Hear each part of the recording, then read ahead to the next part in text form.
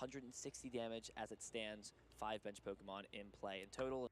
And lo and behold, Scoop Up Net getting grabbed off of that Shady Dealings Drizzile ability.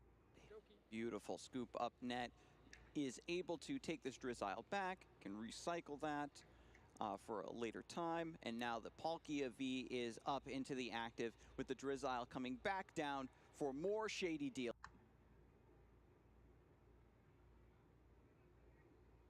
Hey, how are you? We just need one more piece to tie this together. What was missing there, Ethan? I believe we're going to need to see the V.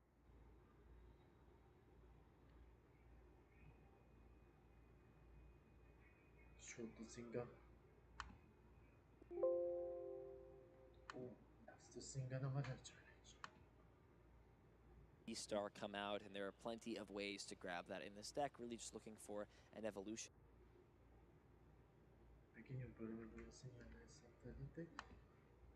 In a sense, unless, nope, there's one. There is one that looks like hiding out. Now even eyeing up a Battle VIP Pass, so maybe there already is one. I think this is the most I've seen Battle VIP Pass purposely grabbed off of Shady Dealings, but when you got a card like Ultra Ball and Water Energies, which you usually would be fine to discard, but in a matchup like this, you want them because you know your opponent is trying to get them in the discard pile. Even if you didn't go out of your way to discard any, there's a high chance that there's 3, 4, 5 that might end up there in the discard pile just because of those coin flips alone. And this is the big argument for running the Battle VIP Pass, because you have the Ultra Balls and things of that nature just discard it if the timing just isn't right to get that explosive start, and just thinning it out with the Drizzile, finding that discard fodder is great for the Ultra Ball. I know that we've seen players have to make incredibly painful choices sometimes to find 2 cards to discard. And there it is, knocking out the first Snorlax, going to draw into the Drizzile off the prize cards. One of the best you could. That and the Inteleon seem to be the most solid pieces, and also nothing of real note in the prize cards, nothing like the Training Cord of the Leon or the Choice Belt. And even with one of them discarded off that random Sydney after the draw pass, Stefan has just kind of run into a wall, has to find a way to traverse this. There is the second Peonia being played. Nice combination of cards was there for Stefan.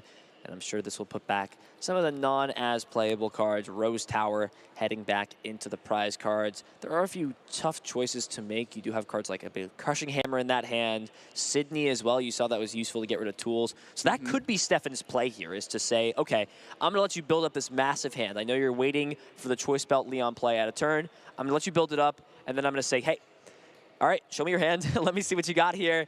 And I'm going to try to discard all the Choice Belts you have. And get rid of both. There's no way you can knock me out in one hit. You'll still be able to deal a lot of damage. I'll get to that issue next, but at least avoiding losing altogether is definitely a step in the right direction. Taking away the opponent's one shot with a well-timed Sydney, but just gets rid of it for now, of course. You can thin down, get rid of the Mewtwo, bring the Sydney back, you know, with the Pal Pad, and use it later on. As you said, Ethan, we got to wait for Puilam to draw a ton of cards first to maximize the chances that that's going to hit what it needs to when it needs to.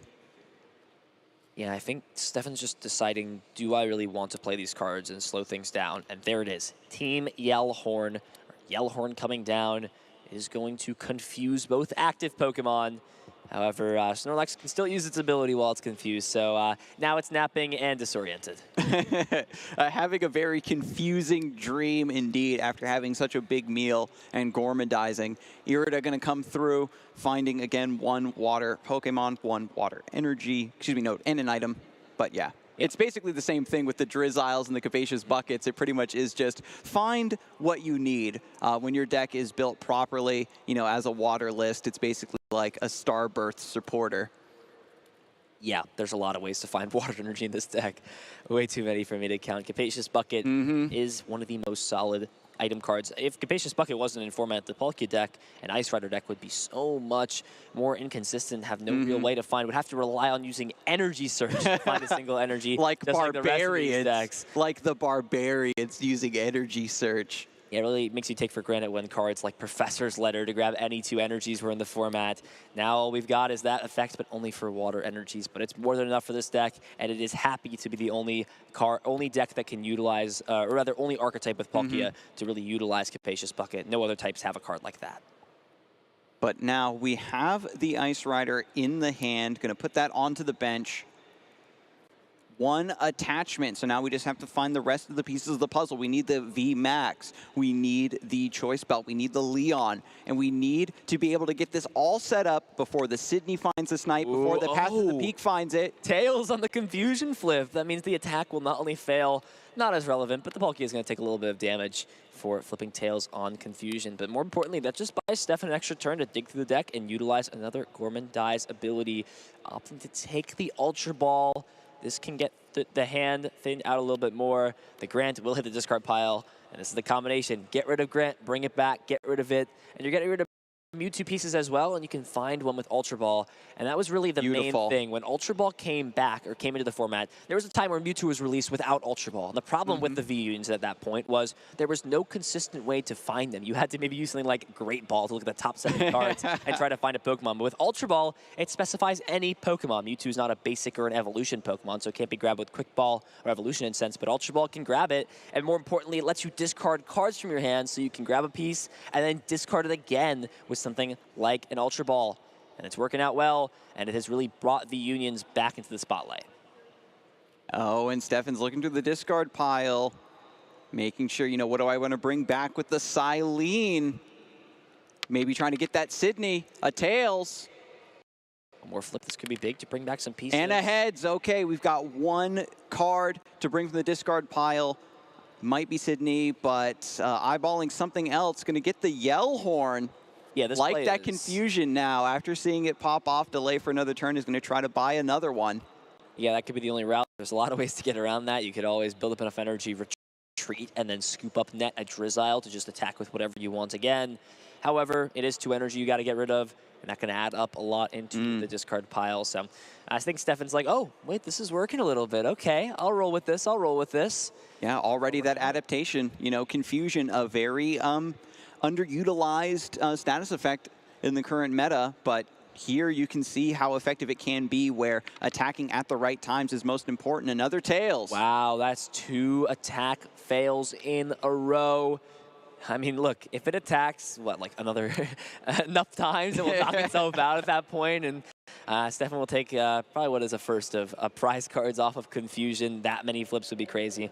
I'm sure these players have played a lot of Pokemon. It's Worlds. Anything that can happen is about to happen. It's the next level of Murphy's Law, the World's Law. Yeah, we are just living in Snorlax's world. He's just chilling, having a good time. He's like, I can keep napping here. No one's moving me out of my spot. Having a great time. And with the Galarian Meowth in play, the Evolution Roar can continue to thin out a few cards that are not needed. You see Stefan holding on to these scoop-up nets, understands that at any point in time, if there's an opening, I can utilize Mewtwo, maybe buy a turn. That's another possibility. If your opponent's confused, they have to make the decision that when you utilize Union Gain, if the Mewtwo doesn't get damaged, it's free to fire away one of its 2 really powerful attacks. Either 300 damage to the active or 160 spread over on your opponent's side. And with all of these Sobbles and Drizziles on the bench still, you know, you can get a lot of prize cards that way. And another Tails.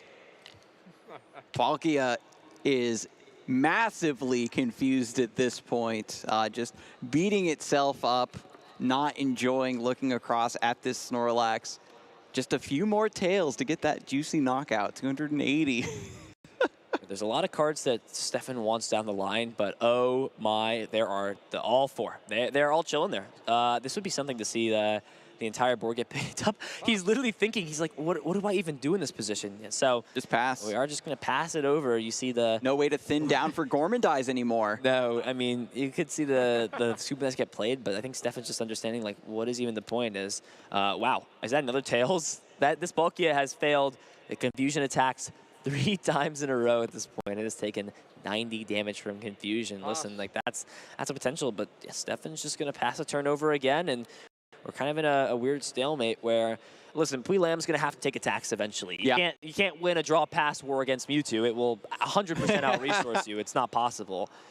But listen, anything's possible at this point. Crunching the percentages. What are the odds of getting Tails again? But there's the Heads finally. Yeah, finally able to get one of these prize cards. Does get the Evolution Incense that can grab plenty of solid options. And there's the Marnie top deck for return. Okay, maybe we're cooking something up. Marnie is going to be employed here. That hand going right back down into the bottom of the deck. I actually play That Barney. second deck, look how big that hand is. Goes right back into the bottom. Going to draw 4 now. Yeah, it's like you're shuffling a mini deck. These players have had plenty of time to build these hands up, and yep, looks like gonna cut the hand. There you go. Going to the bottom. This big hand. The deck is not as big, so we are going to see Stefan fill the hand up to 5. All those scoop up nets no longer in hand. Bweelam does draw into the training court. A really interesting card there as well, the Cheryl. A card we do not see a lot in Palkia anymore, especially in Ice Rider as well. It synergizes well with Ice Rider now that the Palkia can power it up with the V-Star power. Do a big max Lance attack. You get hit into when you have 0 energy. All you got to do is play Cheryl and fill yourself back up. And it's like nothing ever happened. You pretty much got an extra turn. But another Tails, it looks like. Yeah, no, it looks like we're still on Stefan's turn. So did play the Marnie to fill the hand up to 5, or rather get 5 more cards, and we are going to see what looks like an Ultra Ball to get rid of Miltank and the Snorlax, or a few other pieces. Grabbing Pyukumuku. Beautiful. Pitching them Pyukumuku. Still thinning, like even after putting those cards back in with the Marnie, the Mewtwo is still set up and ready to go in the discard pile, and it's just a matter of finding the right moment to employ that. There's a scoop up net, so if there's any good time, it's now. You've got the energy, you've got the ability to bring some energies back from the discard pile. However, there's not 3 Psychic in there, I think, or it only brings back 2 Psychic anyway, it looks like, with the Union gains. So we are going to see Gormandize fill the hand back up. Stefan does finally find the Path. I think that was the main card Stefan was looking for. Path to the Peak in combination with another Disruption supporter like the Roxanne eventually, or something like the Marnie again. And try to put together a way to buy an extra turn so you can maybe spread some damage around and take some knockouts. You have to get aggressive here. We haven't also talked about the time. There is 5.5 minutes remaining. So if Stefan does not win this game in the next 5 minutes plus turns, which aren't as relevant for this deck because turns are usually bring a couple cards back and then heal all the way up, Bweelam will just win this game by being up. Bweelam will just win this game being up 1-0, and this is how a lot of these games win. Usually it's Mewtwo in that position by winning a long game 1 and game 2 doesn't finish. This is kind of how this is shaping out to be. Stefan's got to put something together in 5 minutes. The clock is winding down. But Irida going to find, finally, the Calyrex Ice Rider V Max now with the 2 energies attached. So we have that threat up and running. We can try to retreat now with the Palkia V-Star, but it's going to pass. Is just now has the answer to Mewtwo available, but now needs to maintain that threat level, try to get a couple more prizes. Bweelam is maybe a little bit happy that these attacks with the Palkia hasn't gone through because now Roxanne Path isn't really a threat yet. Yeah, you're eventually going to get yourself into that position regardless, so you might as well take them now while your opponent's got less cards in hand to make the combo happen. But it is a possibility to be like, yeah, at least for now, I can take a seat back and say, my hand's not really going to get touched unless Palpad plus some way to get Marnie back happens. But, speaking of which, Palpad not putting Marnie back, however, Stefan is going to try to continue this loop up, putting back Team EL's Cheer and the Silene. Lots of flips if this game goes on. The problem is, eventually, it feels like Bweelam's just going to start flipping enough heads, take enough prizes, just essentially needs to flip 4 more heads to win this game if the Mewtwo V Union does not become 1 and join into play. Yeah, we've been really anticipating Stefan to, put that Sydney back, try to go for the hand snipe like we were kind of speculating about, but with the matchups being so weird, that you can't really anticipate how the players are going to go about trying to play the matchup, especially with the unique circumstances of this particular game, this particular moment in time at the World Championships. This is the make or break game. Yeah, and Bweelam, if this was a 0-0 situation, would probably be attempting to attack at this point, try to take some prizes and move this game along, but Bweelam senses at this point that this game is running close to the end of time. Yeah. I don't need to win this game. I don't need to play myself into a position where my opponent can take advantage of me being at low prizes or take prize cards and get themselves closer to winning by flipping tails on confusion. I don't need to do that. I can just sit here and wait, and I think Stefan understands that. Yeah, I guess I was mistaken. There was one more piece left for the V-Union. And that was just found with the trekking shoes once again. There it is. Twin energy, it's all powered up and ready to go. to get the Union Gain, to get those Psychic Energies out of the discard pile. Boss's Orders also being comboed so that Mewtwo gets the first strike on the Ice Rider. Yeah, it's mainly just for the Yellhorn at this point. Mewtwo's going to have to utilize this turn for Union And then the Gain. Scoop Up Net. Yeah, the Scoop Up Net as well. It's going to also pick up some more of these Pokemon so that the Palkia is doing less damage. Has access to Pyukumuku as well later on. Can also thin these cards out so they're not drawn into for some reason. If this starts to get a little bit more aggressive, has not utilized Evolutionary Roar, can do that. The deck is already pretty thin, but it's filled with a lot of cards. So this Calyrex will have a 50-50 to flip for an attack at this point. So it's not impossible still because the play exists that we were talking where you can retreat and scoop up net. And so that is something that Puilam does have disposal to. And there it is. Union Gain, attaching those 2 Psychic Energy. It is ready to attack with the Super Regeneration. Leon, forward. Choice Belt. Is he going to go for the 50-50? No, it's guaranteed at this point. The Training Cord, I believe, is already in hand, so this Evolution Incense can go and grab the Inteleon. Okay. The Inteleon can grab Scoop Up Net, and because it's all there, I believe the pieces are here for Puilam. And there it is, the Scoop Up Net off the Inteleon, grabbing another piece just because at this point, has all of the combination of cards in hand. The Ice Rider to retreat, can move to the bench into one of these Pokemon that can be picked up with the Scoop Up Net. So it comes out, cleanses the confusion. We have the stadium to bump the path to the peak, activating Star Portal to put those water energies back on to go for the Max Lance with the boost from the Leon and the Choice Belt. It's all coming together here in the second game, right with time running down, 50 seconds left.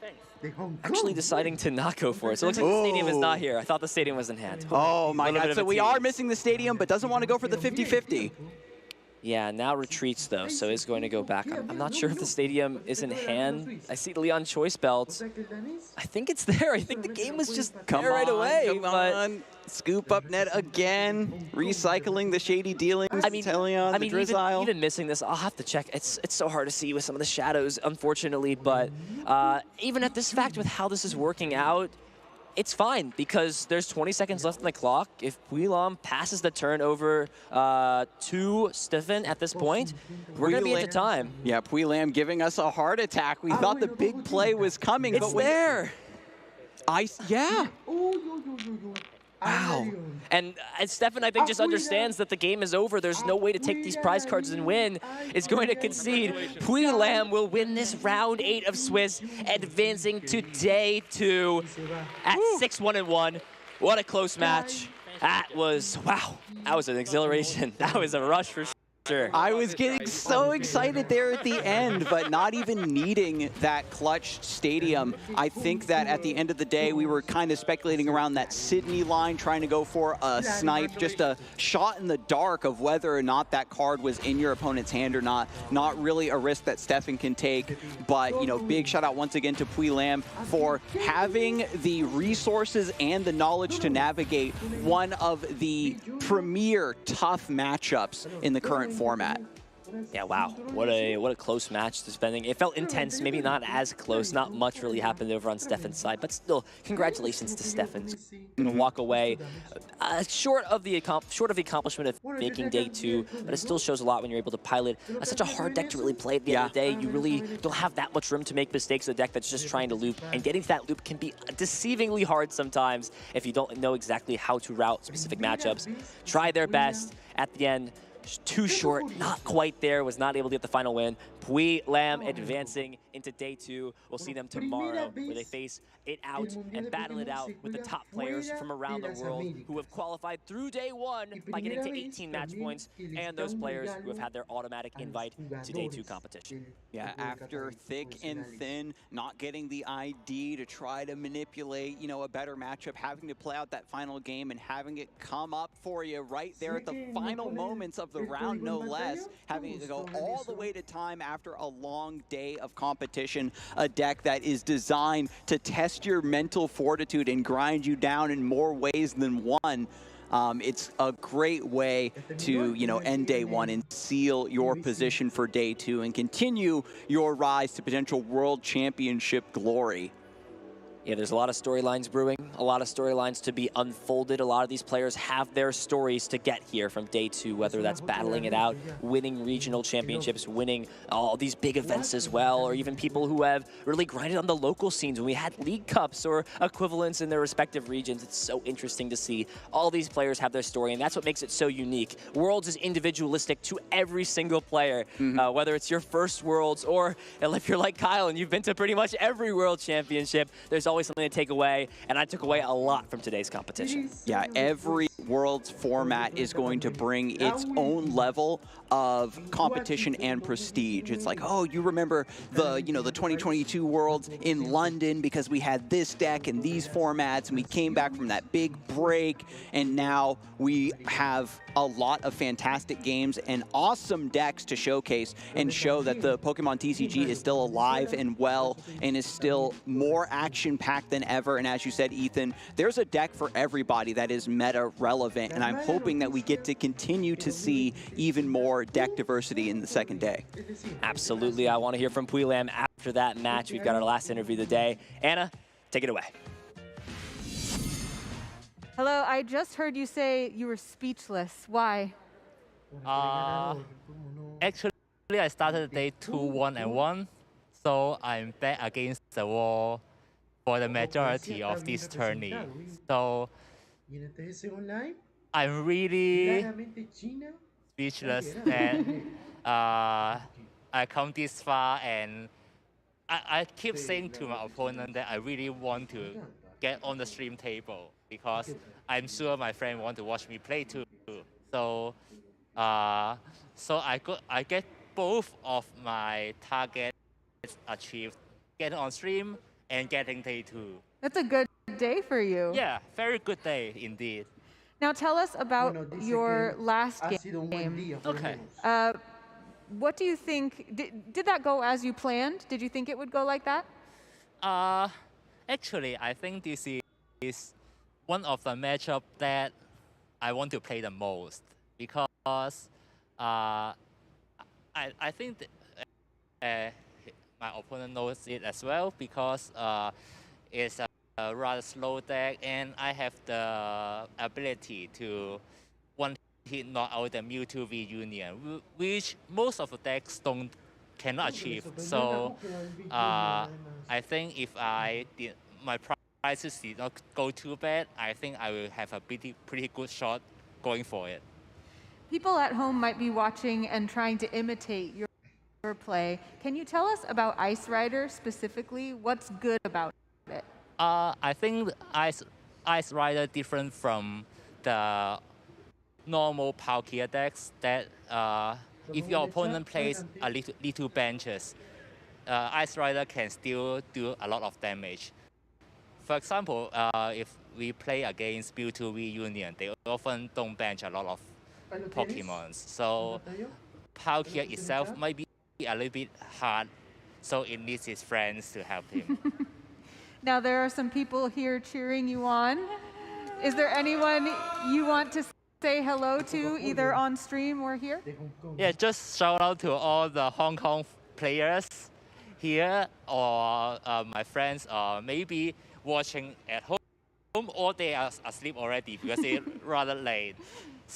So also shout out to my family who usually don't support me playing, but it is a big occasion, so even my mom is rooting for me at home. Oh, good. I mean, going into day 2 is a good reason to root for you, so congratulations. Thanks, Get lots of thanks. rest. And hopefully I I can play as well as today, maybe better tomorrow. Yeah, I hope so. Casters, back to you.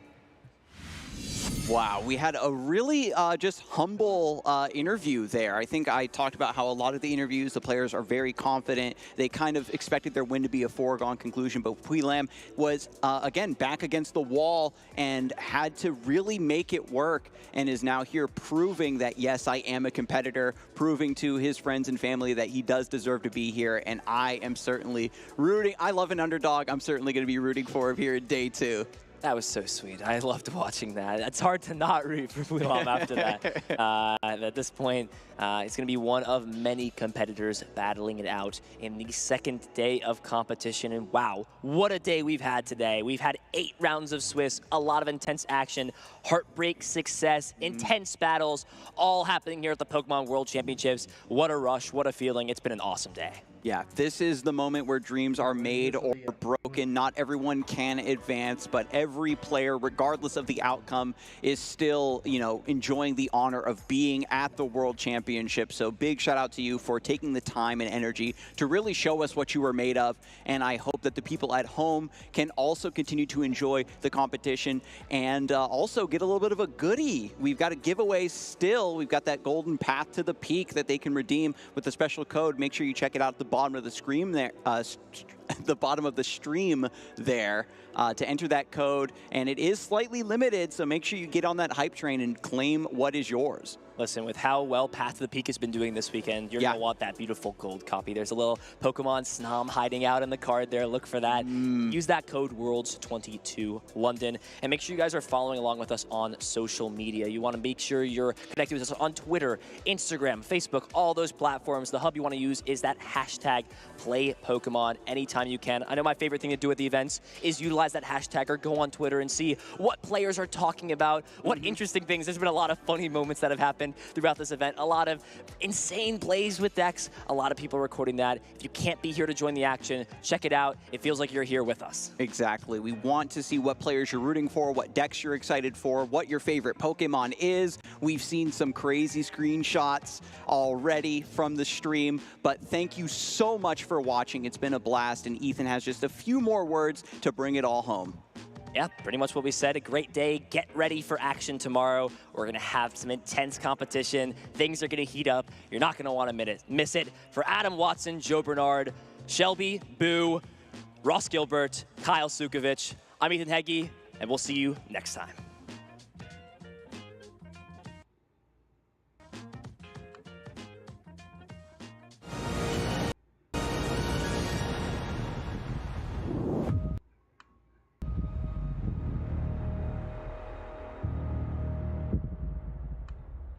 Bueno, parece que ya finalmente acaba de terminar la transmisión.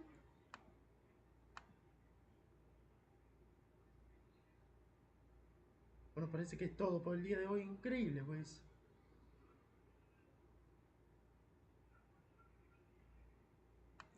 Bueno, un día 1 que ha sido muy parejo, la verdad. Una de las sorpresas, bueno, pues, que hubo uno de los B-Junior en el arco. Bueno, acaba de llegar al final ya de la transmisión. Acaba de terminar justo en este momento la transmisión. Bueno, claro, porque ya son las 8:20, tiempo de Venezuela. Bueno, vamos de todas formas a traerle los highlights que acaba de dejar este mundial. Este primer día de campeonato mundial, donde creo que hubo más de una sorpresa más usadas. Para mí fue la de, por supuesto, la de Palkia y Dialga. Bueno, nos pregunta si hubo actuación latina en el día número 1. Vamos a ver, o algún hispano. Ya estamos revisando si hubo alguno. Bueno, hubo duelo también en casi todas las partes. Bueno, estamos buscando todo.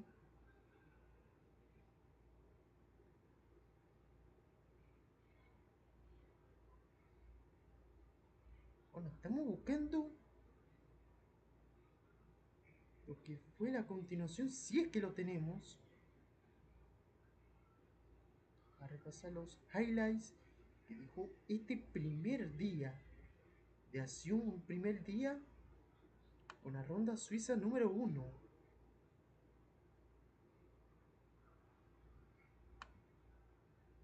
Un primer día que ha sido bastante parejo. Un día número 1 que ha sido, la verdad, una tremenda realidad. Tras 3 años, escuchen bien, 3 largos años de pandemia. No se jugó en el 2020, tampoco en 2021, todo producto del COVID-19.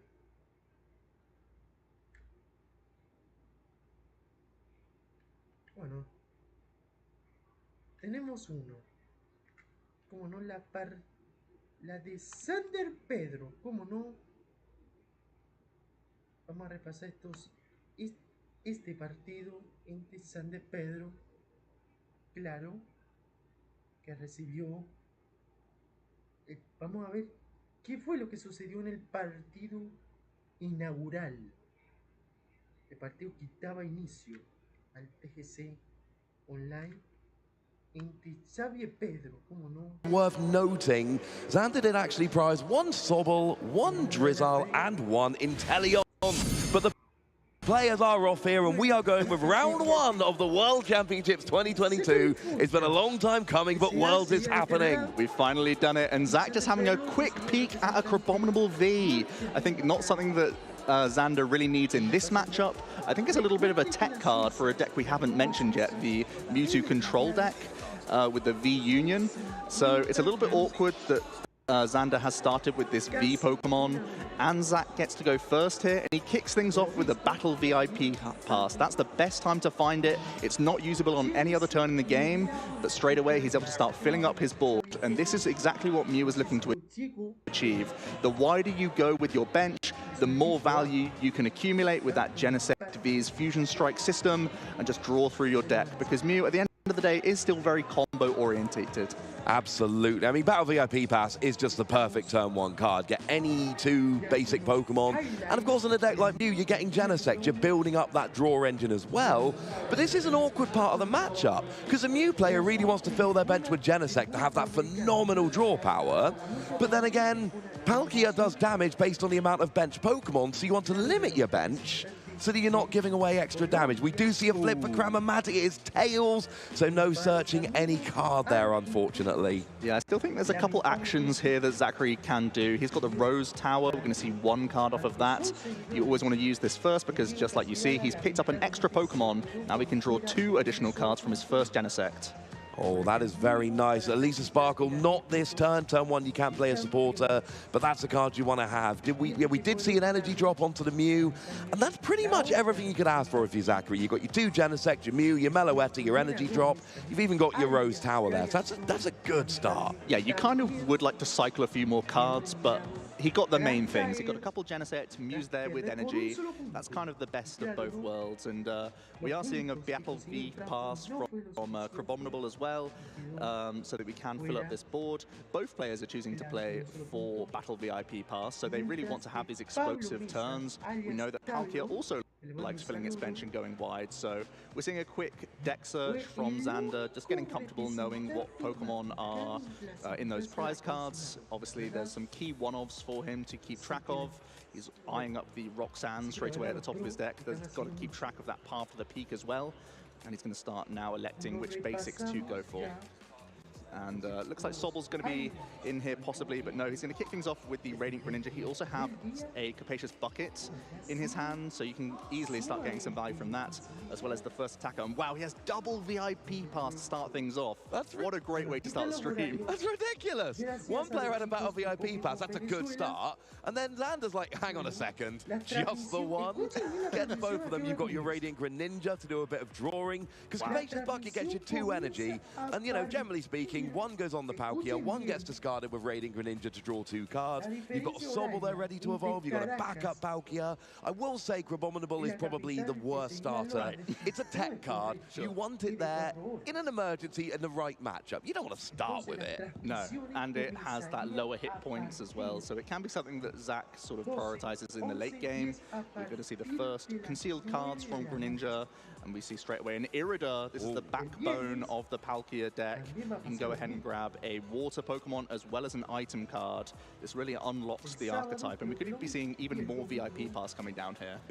Absolutely, there's still one bench space left, and that could be all you need. We do see the Palkia V-Star coming out ready for next turn, you know, kind of relying on the fact that Mew generally doesn't play very much hand disruption, so you can search for it now, and it's probably going to be there next turn ready in your hand ready. So, I mean, this start, I mean, Zachary had a good start, but Xander's start here is just, he's even getting a second Sobble. Right, and it's not only that his bench is going wide, he's also littering that discard pile with water energy, and that really opens up the plays Palkia can make as well. It means you can threaten all sorts. You can use the Palkia V-Star to attack with, you can use the V possibly as well if need be.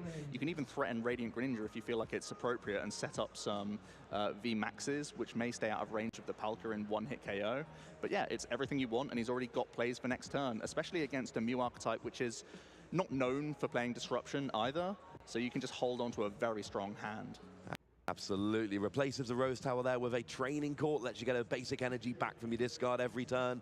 And it's just going to give Xander that stream of energy looking for. Now, Zachary does play a Power Tablet here, so that's an extra 30 damage this turn. And that Elisa Sparkle we pointed out last turn looks like it's going to get a couple of energy. Yeah, certainly going to be the case. He's debating whether to go for Genesect or that Meloetta. I think Meloetta is one of those cards that is so fragile, it can get KO'd pretty easily. It even unlocks the door for Xander to potentially use some of his one-prize attacking threats. So instead, electing for the Genesect and also revving up that Mew, ready to rumble. He doesn't have many draws here. I think he may even be forced to play a double turbo this turn just to see what he can get off of Genesect, because he's just holding on to supporters right now. Yeah, that's not ideal. You need to be emptying out your hands so you can use that Fusion Strike system to draw lots of cards and get rolling. And, you know, in a lot of matchups, you would be able to play maybe a third Genesect and a second Mew, fill up your bench, be drawing until you got 6 cards in hand every turn. And, you know, that's when this Mew deck really goes into high gear, but you can't afford to do it. But you did call it, Joe. That double turbo does come down here. We draw with Genesect, and we do bench a third Genesect here. Yeah, and he's holding onto a Power Tablet. These are very vital resources. The 280 hit points is really awkward for Mew, so he's just going to hold on to one, get a couple draws. He has found his VMAX, so he's guaranteed 2 prizes here, and he can get 1 more card from a final Genesect. Yeah, setting up quite nice. You've got the 2 energy on the Mew, which will, of course, allow you to copy that attack on Genesect, do 210. And you've got a Genesect with 2 energy ready to go in the future, so this isn't looking too bad. It's not... It's an awkward matchup, and you're seeing, you know, things like Power Tablet being played, hoping you get that KO. You're putting the energy on the Genesect. With some games you want the Meloetta. But it seems to be Zachary setting up quite a nice board here, and taking those first 2 prizes is going to be very, very big. Also taking the time to check their own prizes. I think it's always important, not just Fusion Energy, but also Power Tablets, damage modifiers, the Choice Belt as well. See if you have that second VMAX available. Eventually does opt to go for that final Mew. It's another great option to have to continue the pressure just in case Xander comes up with some random combination where you can heap a whole load of damage on. He wants to have another attacker. He's just going to go for the Melodious Echo from the Meloetta with 3 Fusion Energy in play, and that's enough thanks to the Power Tablet. And he's going to kick off with 2 prize cards. A pretty good start for him. Yeah, not too bad at all. Has chosen to fill up the bench there and just gone, you know what, I'm going to do what Mew does. And I think if you take the first 2 prizes and get off on the good foot, that gives you that confidence. You don't mind giving Palkia a little extra damage because actually you take the first 2 prizes, you've got the good setup. And sometimes when you've got 2 aggressive decks, taking the first prize, you never kind of look back, and that's all you need. And we see, speaking of all you need, Irida for the 2nd turn in a row. No surprise there. That really is the backbone, and it means he can continue to grab more Drizzile if need be, and continue to filter more item cards. Oftentimes buckets are important, but we're seeing the cross switcher come straight to Xander's hand, and this is one way you can try and race a Mew. You can completely ignore the Mew itself and just try and take 2 prizes on the Genesect over and over again. Absolutely. It's hard to KO a Mew VMAX for Palkia. It's not anywhere near as difficult to KO a Genesect. Plus, you then get the extra bonus of, well, now there's fewer Genesect, so you're drawing fewer cards. That's going to make things a lot more awkward in the late game. Of course, it is worth noting Xander does play a single copy of Path to the Peak, which can be devastating for the Mew decks. But there is a Pumpkaboo in the Mew list here, which can counter that. So that is a back and forth, which could end up coming into play later on in the game. We're going to see the concealed cards from Radiant Greninja once again, double evolving up into those V-Stars. It's so important for Xander to try and keep these guys bulky, keep them out of range of easy gusting from the Mew player. We're going to see that second Shady Dealing from Drizzile to cherry pick some more cards here. Wind up Hisuian Heavy Ball. Yeah, good to get some nice little Pokemon out. We did also see Training, I've not said little Pokemon, it's Heavy Ball, some nice big Pokemon out. But we did see Training Court getting an energy back. There is a lovely little combo with Training Court and Greninja, where Radiant Greninja essentially just turns into draw 2 cards, which on a basic Pokemon is absolutely phenomenal. So what's he getting off the Heavy Ball, Joe? Well, he's going to scout his prize cards and see what he wants here. I haven't quite taken a peek yet, so we'll get to see. Well, we got one of each of the Inteleon line in there, so it's a Sobble, Drizzile, Inteleon, so you've got to be going for one of those, you think? Yeah, got to be the Sobble, the only basic. So he can fill up his board now. The Palkia is maxing out at 260 damage with 2 full benches. And you can also increase that if need be with Choice Belt. But thanks to the cross switches, I imagine he's just targeting the Energy Genesect here. Yeah. Exactly what we're going to see. A turn attachment means Xander doesn't even need to commit his V-Star power this turn, which is another fantastic thing to hold on to. And he can just take a 2-prize swing, evening up that prize trade. Yeah, I mean, Xander's had 2 turns here, and both of these turns have gone exactly as Xander would want them to. Not missed an energy drop, had Irida both turns, taken 2 prizes, got 2 Palkia out. You've got the Sobble line, you know, you've got a Sobble and 2 Drizzile down there. You've got your Radiant Greninja. And yeah, I mean, now the question is, at any point, do you have to go through that Mew V Max, or can Xander just play around it for the whole game? It's one of those things you sort of commit to whilst you have the option. Because even though there is the likes of quick shooting, thanks to the fusion energy, the Mew is protected from those sorts of abilities. So it is just a little bit too chunky right now. So Xander's going to continue to try and get around it while he can. Zachary here, he's got his first power tablet. He's going to establish another Genesect, and he's going to start drawing cards. This is the aim of the deck. Dig deep. We're going to have to see some more damage modifiers. Choice Belt is great, and also a Cramomatic. Yeah, Cramomatic can be absolutely fantastic. Can get you any cards you want if you feel lucky enough. We see a Trekking Shoes being played instead. Looks like it's an escape rope hitting the discard pile. We see 1 additional card. I believe it's a VIP pass. Not what you want.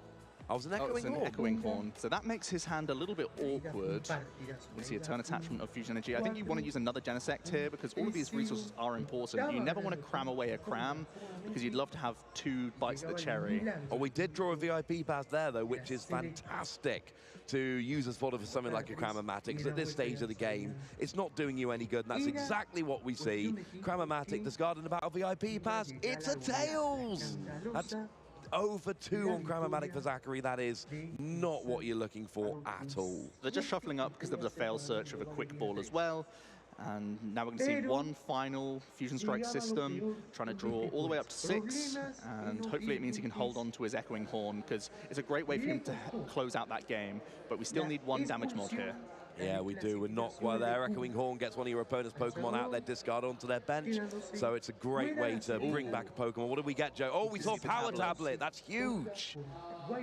So there comes a Mew V Max coming down there onto the active.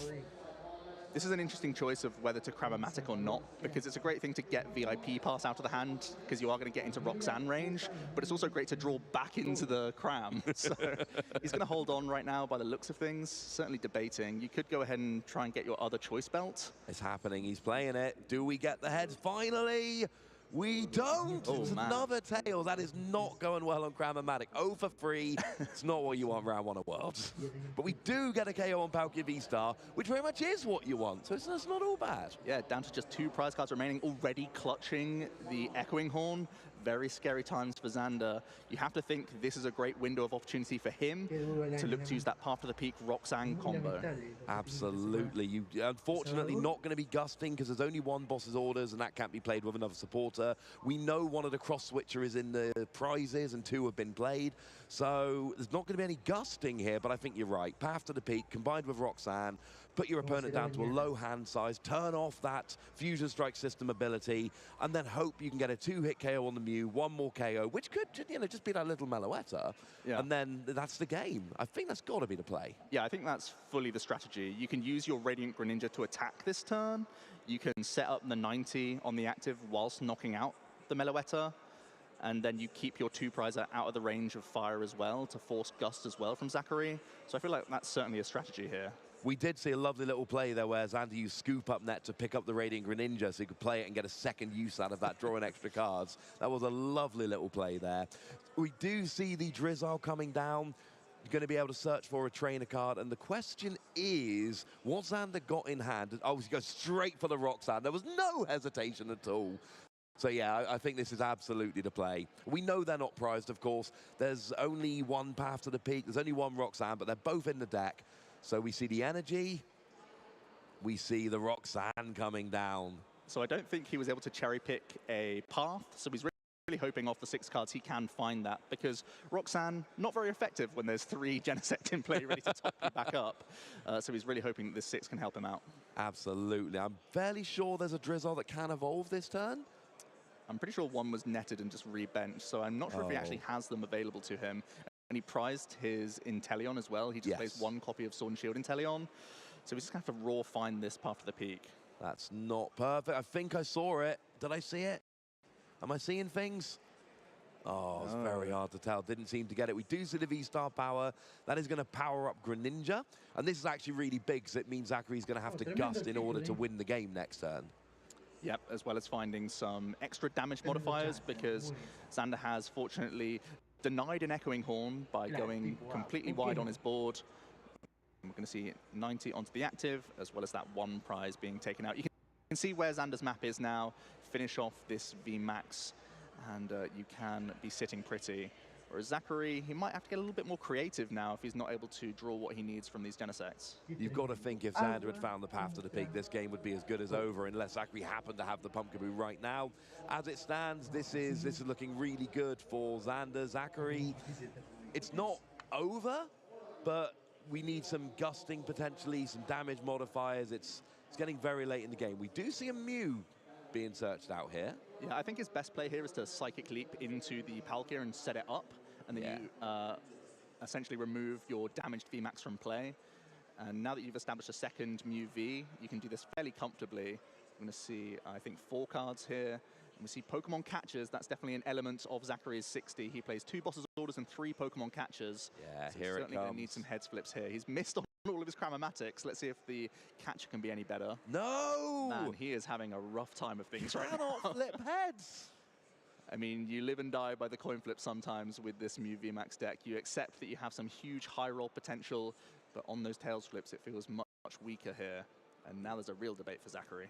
There really is. I mean, you're right. The Psychic Leap is great. You copy the Mew V on the bench, and you don't do a huge amount. It's like 70 damage, but you get the Mew V Max off the board. You heal that damage. There's a Mew ready to evolve next turn, and that makes things awkward for Xander to take those last 3 prizes. But you've really wanted to use the Pokemon Catcher to bring the Palkia V-Star up in order to do that. You can do it into a Radiant Greninja, but if you're not even KOing, if you're not getting a 1-hit KO on a single prize Pokemon, that's not what this deck's going for. We're seeing a quick fail search of Ultra Ball and 4 final cards on this last gen deck. Are we going to see any gusting options here? Another Pokemon Catcher. Now, this one really has to be heads. It's got to be heads at this point, which is a terrible thing for us to say. Are we jinxing it?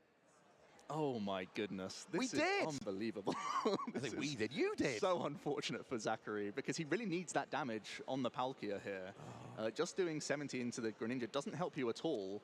You need that because you've spent so many damage modifiers on the earlier 2 prize Pokemon. So his map is just awkward now. It really is. I mean, it helps you a little bit because you are healing off the damage, but you're not getting any closer to actually winning the game. You're not taking those prizes. And like you say, you can KO a Palkia if you've got the damage modifiers, but that's not what's happening. And we do just, is that just a KO? It's bold. I don't think I'm that's not sure. ideal. We just see the attachment, and then, Xander takes game 1. The training court was in play, so the energy was never going to be an issue. And I think that's Zachary just saying, I missed too many flips. I'm not going to win game one. Yeah, and the Zigzagoon coming down didn't really matter at all. There was plenty of damage for that Palkia. 2 full benches and that choice belt allowing the Origin Form Palkia V-Star to deal 290 and 90 damage, prepped up by the Radiant Greninja. Well thought out by Xander. He didn't quite get the path of the peak, but he still had a very robust board, was very cautious, got that Manaphy down. It's one of those cards where you think, I don't need it for this matchup, but yes you do. Echoing Horn is always a secret threat, and he played around it very well there. No, that was an excellent play, and it's one of these things, I'm not a big fan of blaming losses on luck. Most of the time, when you think you've been unlucky and lost, there's something in the way you play, something in the way you built your deck, there's something that you could have done to increase your chances. But I have to say, in this particular game, going 0 for 3 on Cramomatic and 0 for 2 on Pokemon Catcher, that was huge in this game. You can take a couple of tails flips. You know you're going to get a couple of tails flips when you play a flippy deck. But that heads on Catcher would have been so huge. And it's, you've got to think that, you know, Zachary passed knowing that the game was basically over. And you've got to think that was a tails on Pokemon Catcher. Yeah, and he had 2 dips at it in the same turn, and it just failed him, unfortunately. It really does allow you to power spike some turn 1s, especially when you go second, so you can see why the Pokemon Catchers are such a popular choice, and Cramomatic is huge for a combo-centric deck, essentially. When you play so many item cards, it's essentially always live, and it can be so flexible. You can see why the cards are in the deck, but you really have to just write that one off. And it's not how you want to start your first game of the day, but it's what he's got to deal with. And at least he knows now that with a bit more luck on his side, because he got very close in that first game, he can have a better time of things. Absolutely. There is a bit of confidence to be gained there when you're looking at, hang on a second, yes, I lost game 1, but with a flip or 2, things could have gone differently. Speaking of flips, it's a... yeah, of course it's a tails. I was going to say it's a whole new game, but no, not quite. We're doing the same thing over again. It's the rerun. Still have a quick ball at least, so there's a couple of actions here. I think it's just painful discards at his disposal now when he's not able to VIP straight away. All these resources may have to go. Because you know that Cramomatic was going for a VIP pass to get Straight those away. 2 basics. So now instead you've got to lose Elisa's Sparkle, which is a great card in the first couple of turns, just to get yourself a single basic out. And you know, Zachary's first turn last game was absolutely phenomenal. It worked beautifully. That's not the way it's going this time. No, he's going to eye up a Mew V, get it on the bench, have a look through his deck. Still got to be diligent, still got to check those prize cards, and he is keeping track of those well. It can really inform some future discards as well for Cramomatics and even ball search cards. We saw very often Zachary choosing to use those ball search cards, taking no target because his board was already full, just to lower that hand size. And that's really the name of the game. You've got to go up to go down sometimes. And Zachary has a pretty slow start here. 1 draw from Genesect. Playing the power tablet. It's not going to be attacking. It's turn 1 can't attack. Literally just playing it to draw an extra card. It's a real shame for him. Xander It's a rough turn 1. now gets his first turn. We see at least a couple quick balls his end. I'm not sure if there's any supporter there peeking out. There is an Irida, so he's really going to kick things off well here. And I mean, consistency in the last game, Xander's deck ran. The combination of Irida and you've got that lovely Inteleon engine, which a lot of the time is really more of a Drizzile engine. And it just ran beautifully in that last game. Xander pretty much had everything he needed every turn. And starting off with an Irida here in game 2 is very, very nice. So, I mean, you get yourself a water Pokemon and an item card, but I mean, depending on the hand, you just go and get a Battle VIP pass in. None of that flipping malarkey, just go and get it. I think the only thing he's lacking right now is energy. So he may be tempted to go for a Radiant Greninja plus Capacious Bucket play. I think that's a good shout. That's also an alternate line. You can continue to draw cards as well with that Radiant Greninja and just see more cards in the deck. And you can already see the VIP pass and the bucket being spied here. Let's see how Xander wants to navigate it, because there's always that huge intention to go for the VIP pass because they get so much worse when you don't play them. They just sit around and deck the entire time. They can really clunk up the list. So he is going to go ahead and grab VIP as well as Radiant Greninja and just go as wide as possible here. It's an interesting decision because, like you pointed out, there are 2 quick balls in Xander's hand, so the basics aren't going to be a huge issue. However, no. We're back to the bucket. We're back to the bucket. As I'm explaining why VIP Pass was the one he chose, no, it turns out the bucket. And it is an awkward choice because on the one hand, you can basically fill up your bench, and that includes Sobble to evolve to get your item cards or trainer cards. But on the other hand, like you say, getting that energy drop turn 1 is huge. Getting the energy to draw cards of Radiant Greninja, which could be about VIP Pass. Let's see what it is. Couple cards from Concealed. And it's parts of the Inteleon engine, not fantastic. Maybe some awkward discards from the quick balls that he has access to here. Gonna get rid of Echoing Horn. Fortunately, not a matchup where you necessarily need it too much because there are always Genesects waiting around for you to deal with. Gets the first Palkia developed.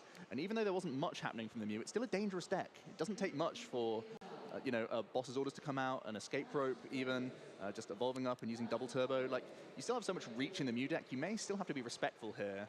I don't mind hedging and just getting one Palkia down, but you can get punished if the opponent just rips a Genesect off the top and starts motoring through. So Xander playing things safe and just getting double Palkia here and passing it over by the looks of things. Hey, you don't want to end turn one without Sobble, but you're absolutely right. Mew is essentially a single energy attacker with double turbo energy. You can get a turn one KO, so I think you're absolutely right. You've got to get the double Palkia because that's the worst case scenario, and it is a realistic scenario. So Xander passes over there. He doesn't, unfortunately, get the Sobble out, but there's still quite a lot of good stuff on the board. So you're going to get that energy drop onto the Palkia. Oh no, didn't get an energy drop down. No, chose to hold it in hand just for more cards for Greninja next turn. You can always just commit your V-Star power in the next turn or use Melanie either way. And unfortunately, it's a Fusion Energy and a Lesser Sparkle that has to be fodder here for an Ultra Ball. Oh, the no. second Genesect. They're all vital cards for Mew, but Zachary has no choice. And I'm fairly sure there's a second Elisa Sparkle we've actually seen hit the discard, and not one has been played yet. So Zachary is on the ropes here already. One game down. We see a Battle VIP pass, which is not what you're looking for. We got Trekking Shoes. Oh, got to discard the Pumpkaboo. That's huge. You can tell when his back's against the corner because these are all great cards to hold into the late game phases. And we can see instead a Quick Ball getting rid of the VIP pass, and yet another Genesect is likely going to come onto the board here. We do see the double turbo energy. We're going to need to see some switching outs here to move the Genesect V if you want to attack this turn. He is going to proactively use boss's orders, so he can get a fresh 5 cards here from his third Fusion Strike system. Really looking to get that VMAX, looking to get a switch out as well now. Already has the choice belt established, so could still be taking the first 2 prizes. Like we said, it doesn't take much for the Mew player to still get there.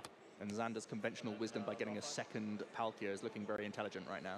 Very intelligent. And if you look at your average Mew deck, they play 1 Pumpkaboo and no recovery. And that's what I'm seeing, unless I'm being silly here on Zachary's list. Yeah. So if I'm Xander, I'm thinking path to the peak, path to the peak, path to the peak. Because you think it's going to stick the whole game, even though it's a singlet. Yeah, absolutely. And looks like it's going to be down to 1 Cramomatic once again. Oh, I mean, Zachary's getting rid of another Fusion Energy here. We're 0 for 6 so far. Could 7th time the charm? We're looking for a switch out from Cramomatic here.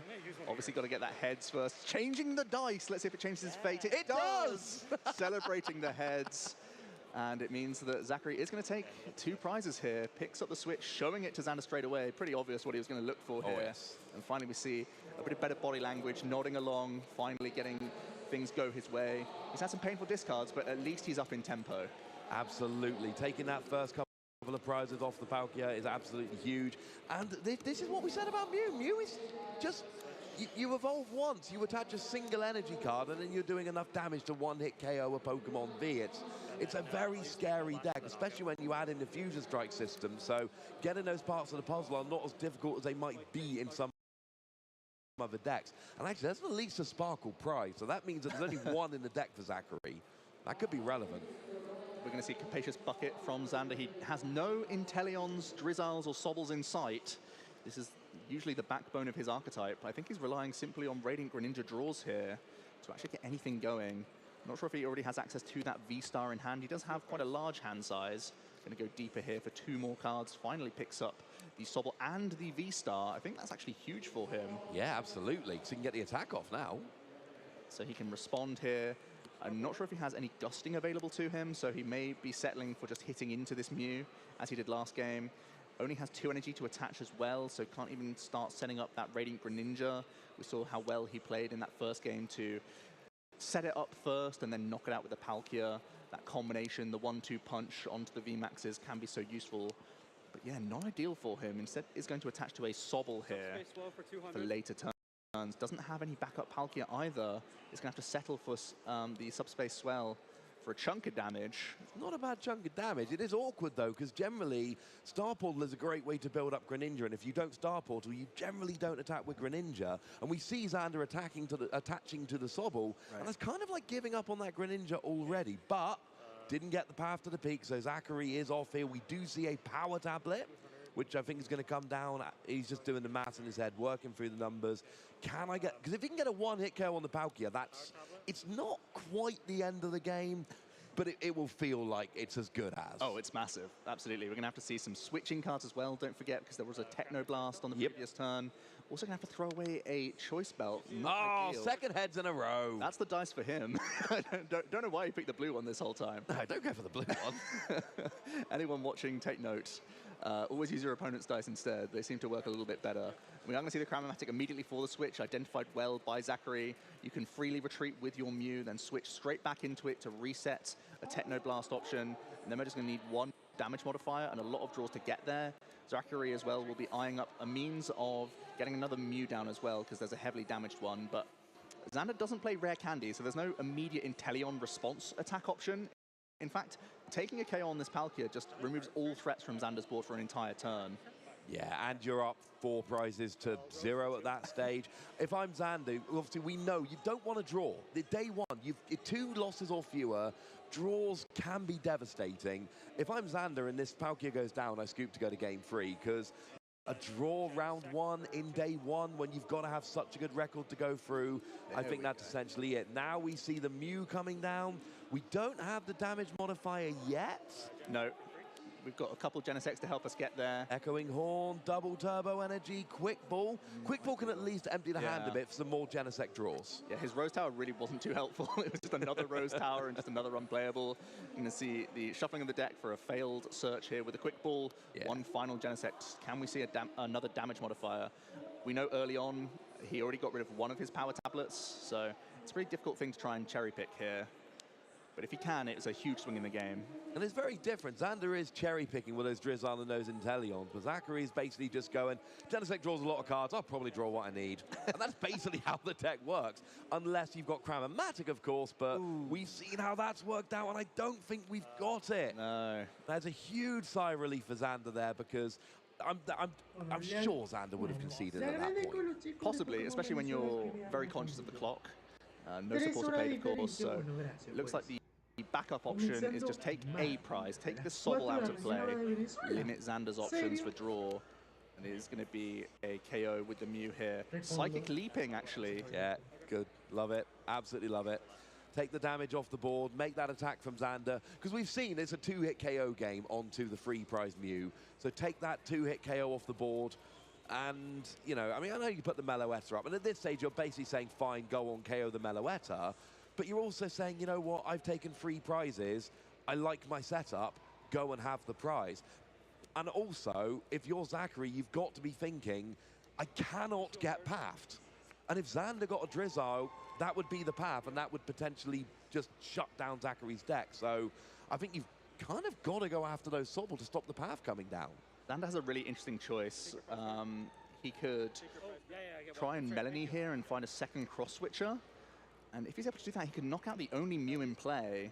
So, here we go. Here we go. This is a big 3 cards here. Doesn't find, unfortunately, that second cross-switcher. It would have been huge.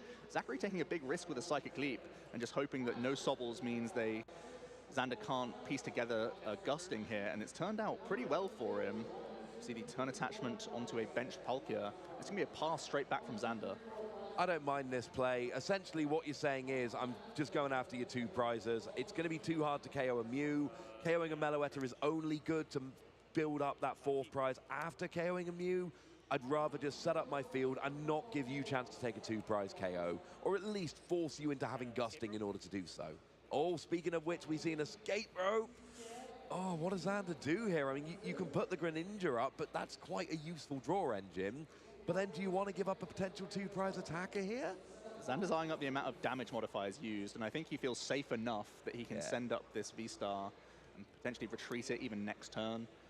So it's still pretty reasonable for him to tank a hit. We're going to see another Mew come down. There's double turbo that needs to be committed, and I think Zachary probably has to commit this to the active position, eyeing up how many fusion energy he he's been through, see if that's the right play. We're going to see a Sparkle, just going to target the active position as well as the bench. Both these Mews here. So now it means he can fusion the active and double turbo the benched Mew pretty nicely. Thins his hand well for more Fusion Strike systems here. Yeah, I like this. Make sure you're drawing more cards in the future is always a very nice plan indeed. I mean, at this stage, yeah, I mean, using that, the power tablet last turn and not getting a KO is really bad, because it just means that you're not, or not getting the right KO at least, it means you're not getting the use out of it, but then in future turns you really need it. Right. And then it's not there anymore. And it's not just that you're not using it well, it's that you don't have it for the future. And another heads! Looks like it's a game of two halves by the looks of things. Game one, it wasn't happening at all for him, but now changing up the dice has really changed his fortunes. Now we're going to see a Cram-O-Matic for more coin flips. And go straight for that dice that keeps going heads. Oh, it's run out. Betrayal. Betrayal. Just when we thought we knew what was going on, the script changes on us again. But it looks like we're going to have a 2-prize KO on this Palkia here, which is going to leave 1 prize remaining with a Manaphy and a Radiant Greninja there that are very easy KOs with a little bit of gusting. So, I mean, this is what Mew does. Oh, we actually do have that last power tab. Is it the last one? I believe it might be, yeah. Last or penultimate power tablet. Either way, it's there, and that's what's important. So it looks like we're going to have a pretty easy KO onto the Palkia here. And that's going to put Zachary right on the edge of well, evening this up at 1 game apiece. But this is the point where the clock starts to become interesting. Certainly does, and it means that Zachary, he's set up a really nice map for himself. You can just take out a 1-prize Pokemon later, going down to 1 prize remaining. The prize lead is certainly in his favor. It's really a make or break situation for Xander. Can he try and Roxanne path? Because that's the only way he can sort of slow this roll at this point.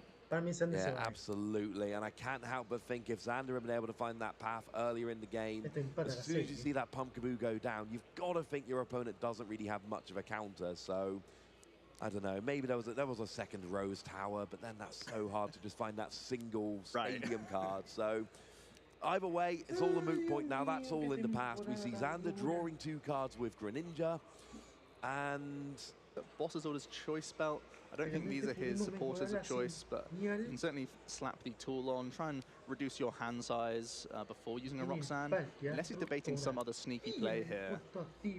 Feels like you have to do some hand disruption at this point.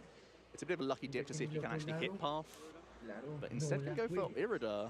So allowing Zachary to just have the options instead. I think the other alternative is to go as wide as possible on the board with 1-prize Pokemon.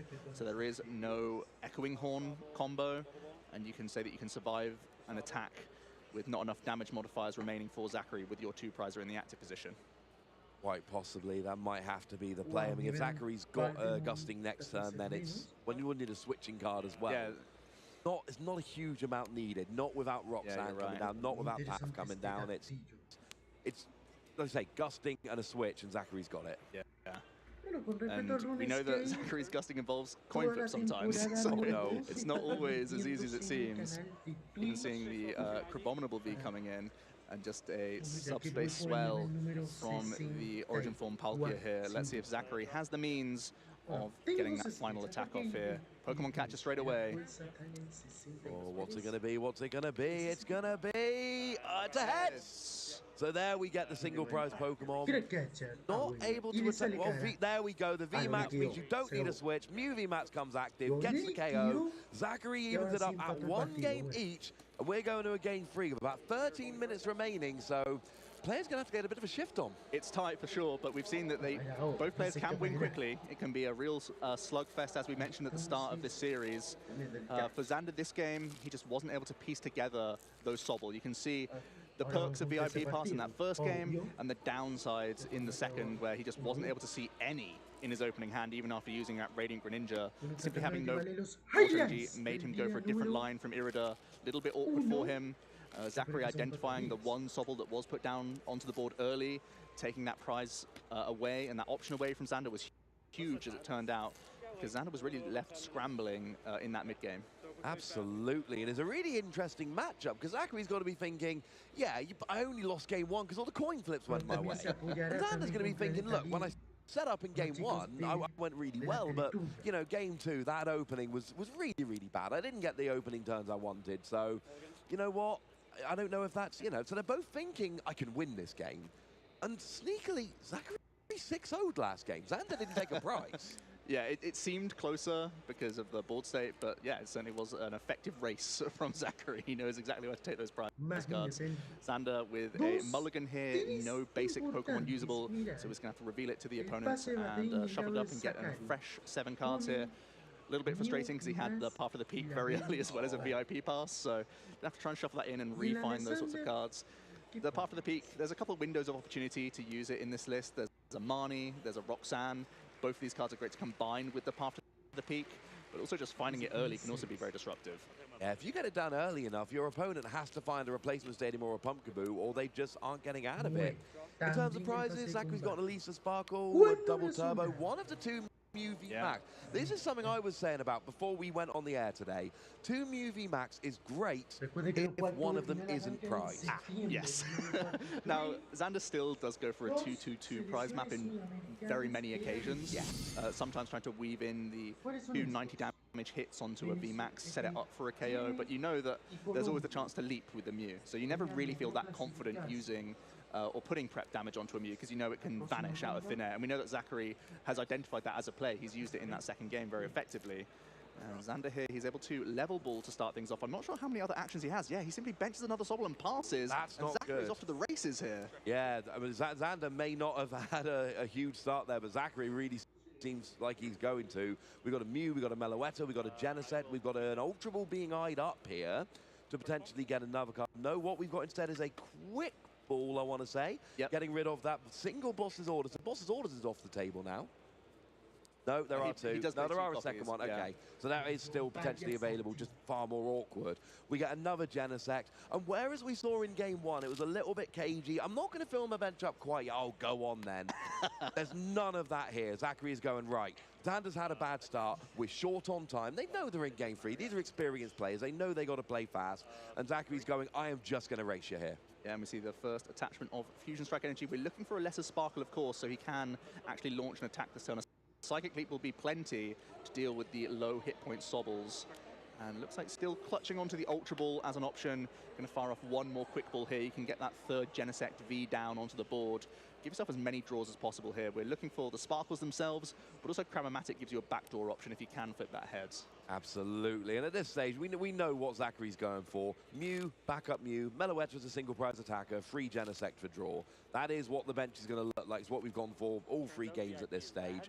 And Zachary has got to be thinking, you know, after that game 1, everything went wrong, 6-0'd in game 2, and now he's staring down his opponent with 2 Sobble on the board and just absolutely going for it. So now you're drawing until you've got 6 cards in hand, which is absolutely huge. But doing that 3 times, what are we? Cramomatic's in the mix.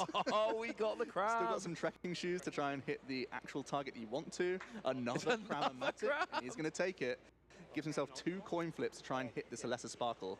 And Alessa Sparkle would be so huge it's here. It's a heads. Wow, that's going to be a fantastic start for Zachary here.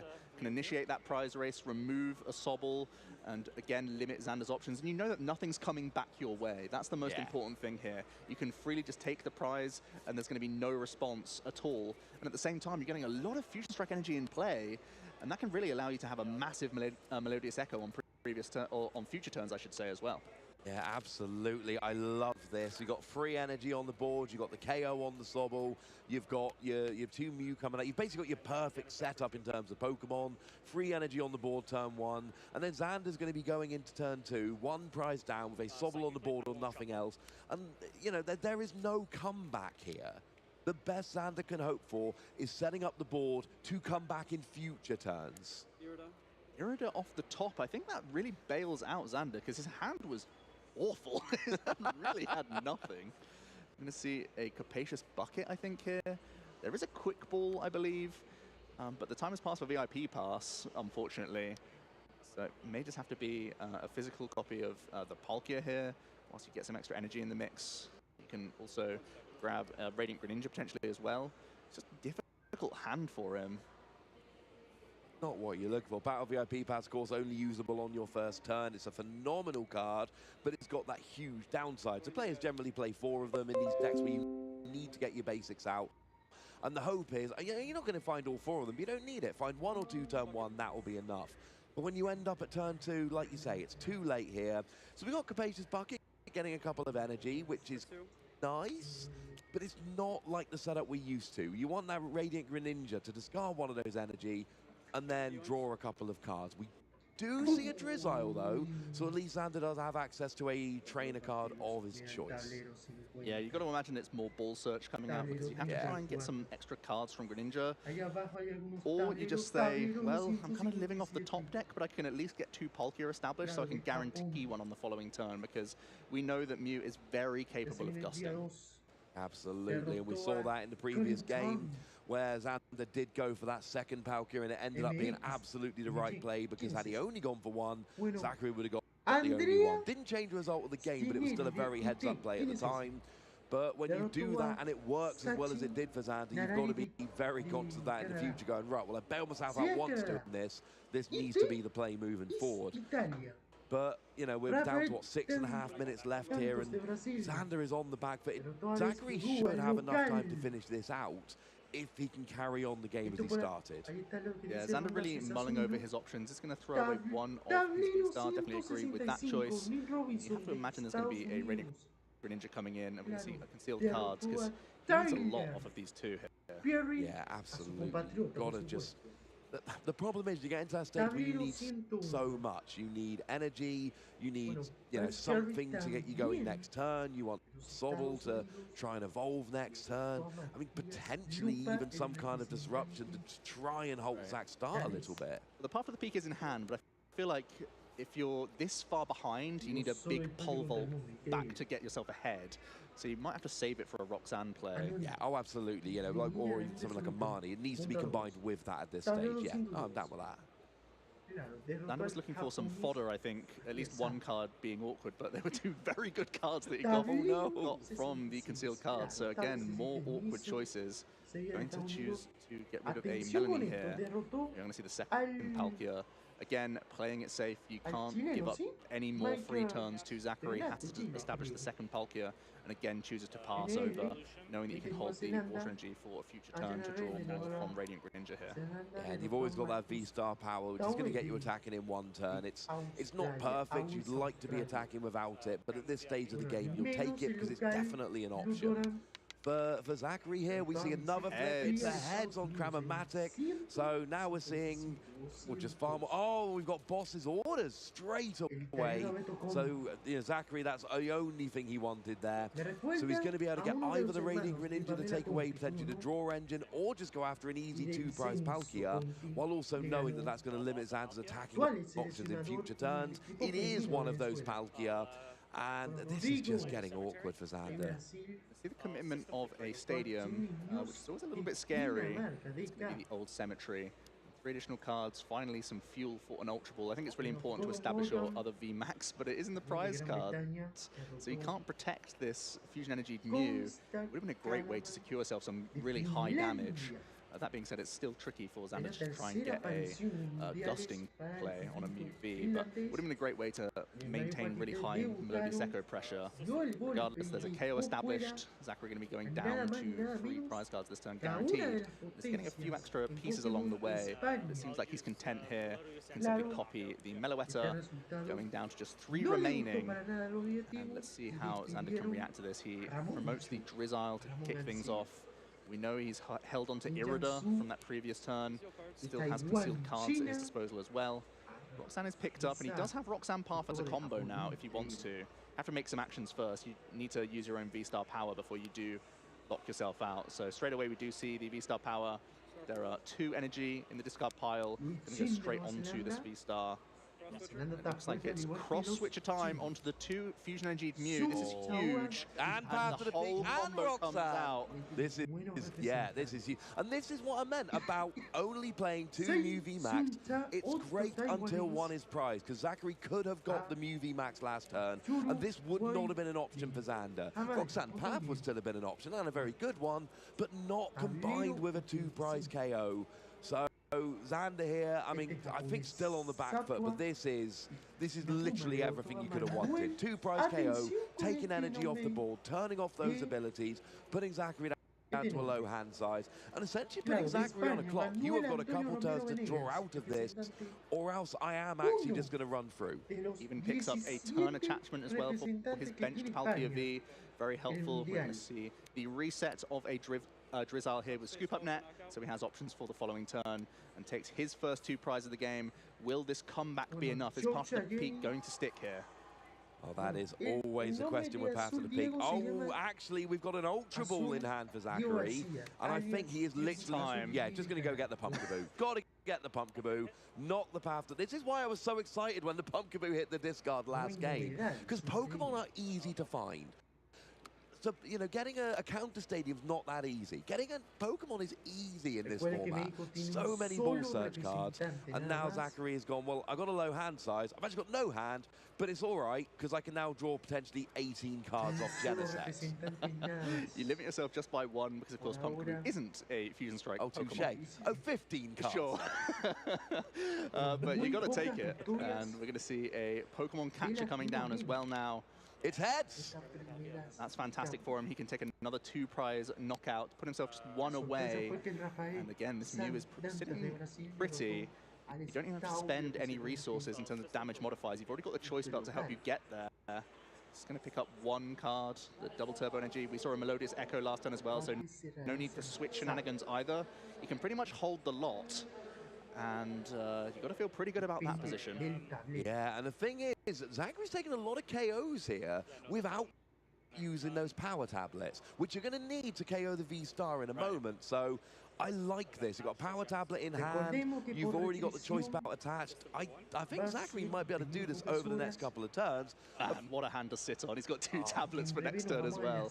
And we know Xander plays 1 Roxanne and 1 Marnie, and that's it. And only 1 Stadium critically. The 1 copy of Path to the Peak, which has been bounced immediately. Yeah. Zachary going down to 1 prize, and I'm not sure if there's many defensive plays Xander can make at this point.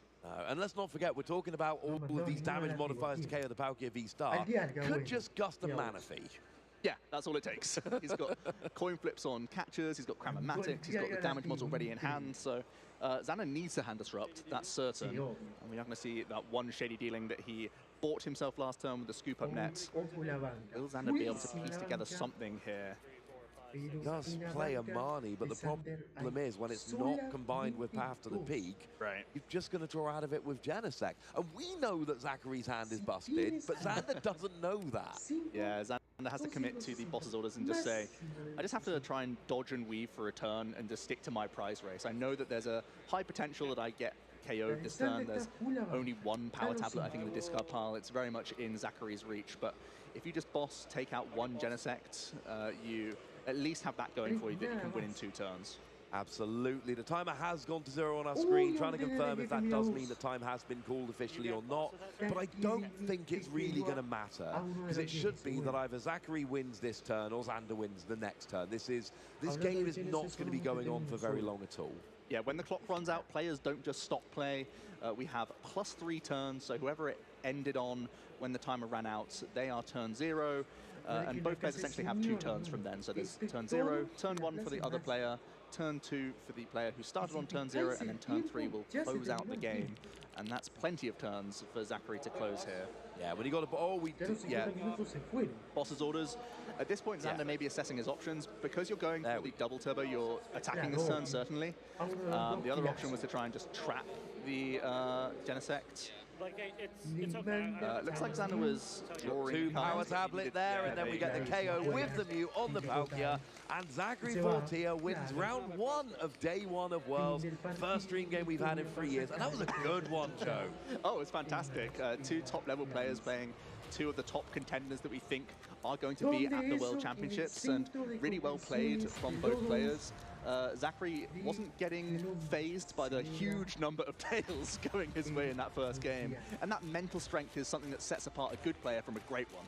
Oh, absolutely. It would be so easy after game 1 there to just be completely deflated. You lose a close game after, I think it was something like 0-for-7 on flips. It was something ridiculous, but then came back with a 6-0 victory in game 2. 1 game free, and that deck worked. And the thing is, we've heard a lot coming into this weekend of, no. Palkia and Arceus are the top 2 decks. Mew is a clear number 3. And that is a conventional wisdom. Mew had its time as the unquestioned best deck in the format.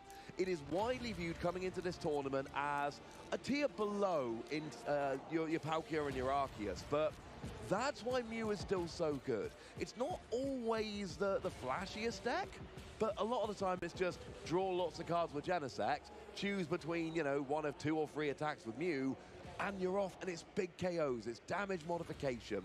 It takes a little bit of guts to play so many flipping cards in a tournament like Day 1 of Worlds, but it's working out. Yeah, Zachary had all of his excuses lined up for his friends for saying why he lost that first round, but it didn't phase him. The Roxanne Path, that key Pumpkaboo inclusion, a fantastic choice for the weekend, because we know that Path of the Peak is going to be rife in this tournament. It's often seen in Arceus V-Star decks, it's often seen in the Palkia V-Star decks as well. Just that 1 copy is enough for you to just charge through the game, and there was no stopping him once that stadium was bounced.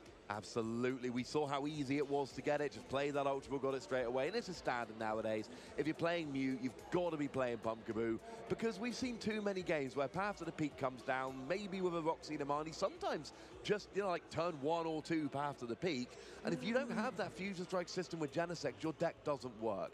You're not playing a deck with lots of draw supporters.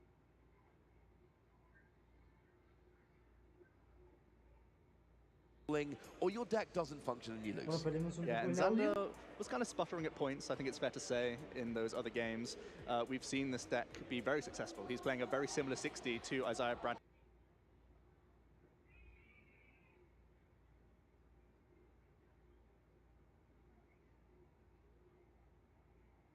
Un poco de disculpas, sí, porque se nos cae la señal del audio. También tuvimos problemas con el audio. No, nos da un breve Expansion. It's Arceus V-Star.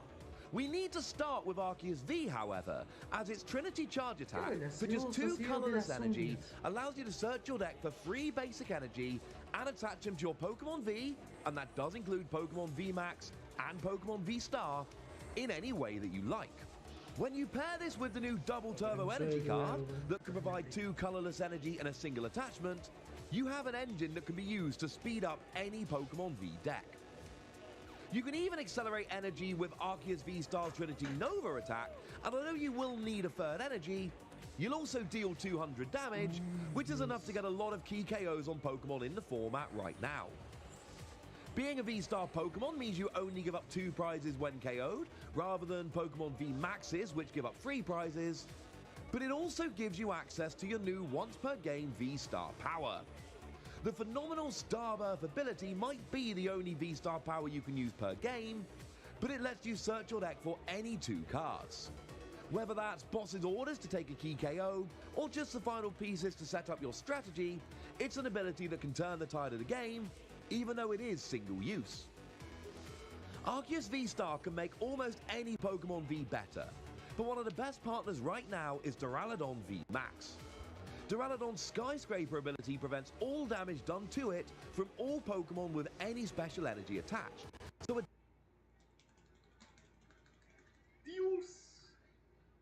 which takes away a lot of their speed, or not be able to deal any damage. Against decks that don't play basic energy, this ability could just win the game right away. Duraludon VMAX also has a great attack in G-Max Pulverization, which deals 220 damage and isn't affected by any effects on your opponent's active Pokemon. This means that attacks like Latias's Dyna Barrier, which should prevent damage from Pokemon VMAX, gain.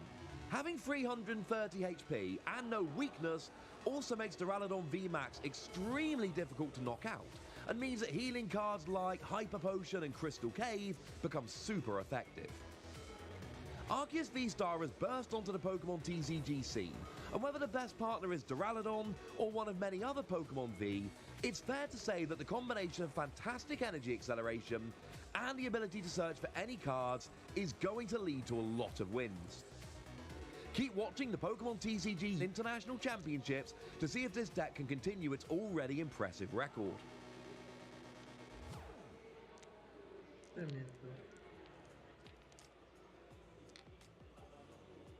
1-1. Puño de par. Tremendo como es la cancha. Además, no con nada, dure.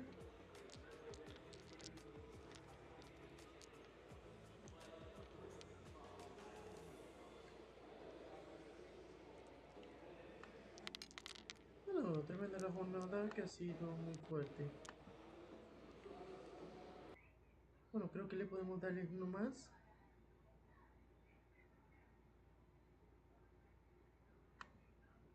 No, vamos a ver si tenemos uno más, por lo menos. No sé cuál es la de este encuentro. Bueno, estamos buscando la de dos cantos. Además de Vidal, hay algunas que se realizaron en directo. Bueno, estamos buscando lo necesario. También hubo bastantes duelos. El Itamar Caída. Así que fue un duelazo.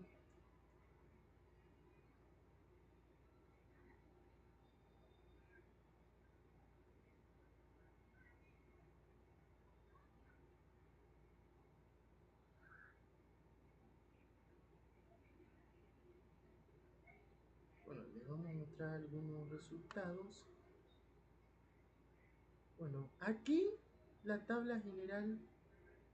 ¿Quiénes están en el tablero en estos momentos? Cuando quiera lo tengamos. Bueno, sorpresa por ahora. Está liderando Alex Hamilton de Estados Unidos. Van Scaly también.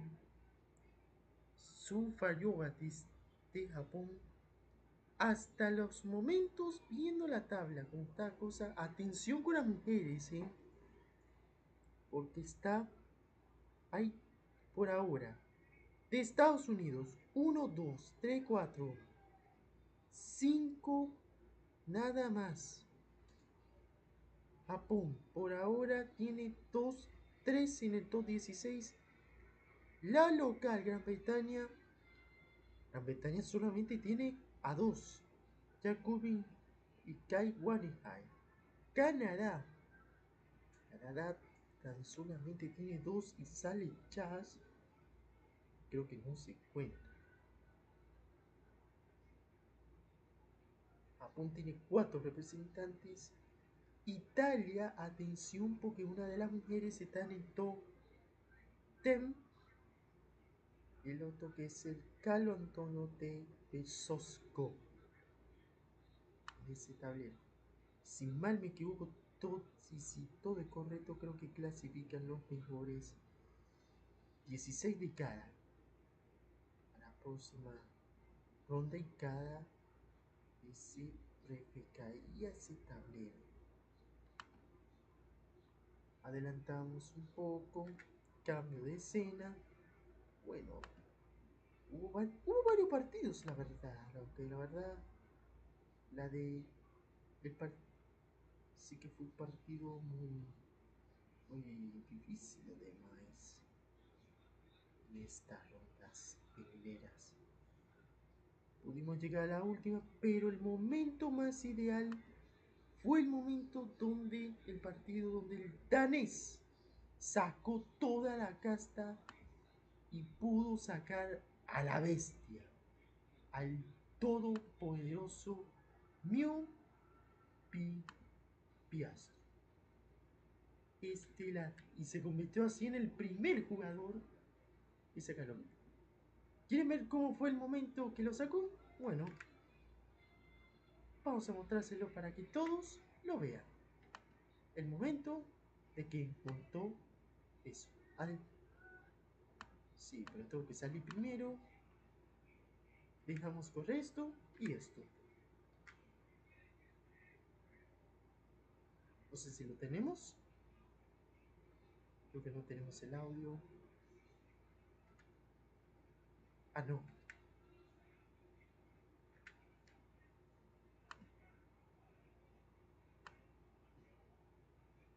Axe lance attacks left and right, dealing 250 damage.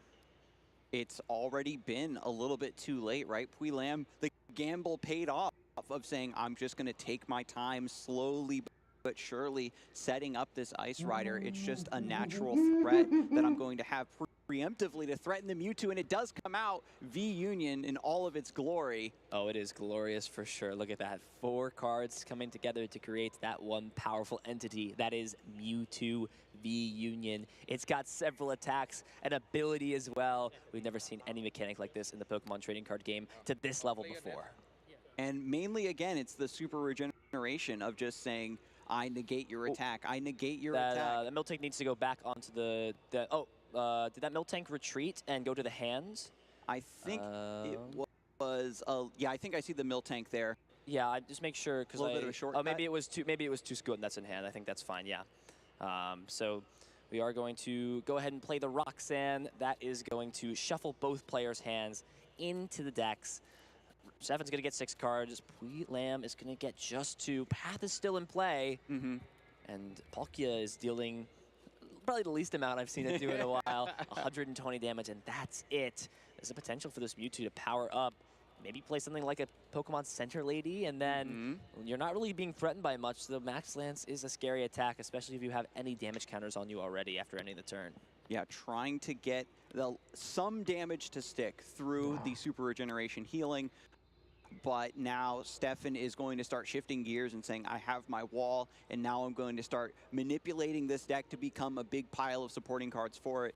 We could see just an onslaught of crushing hammers here pretty soon to keep the energy off of this Ice Rider, and then just fully heal by getting 2 back-to-back super regenerations if Puilam misses that continuous chain of attacking.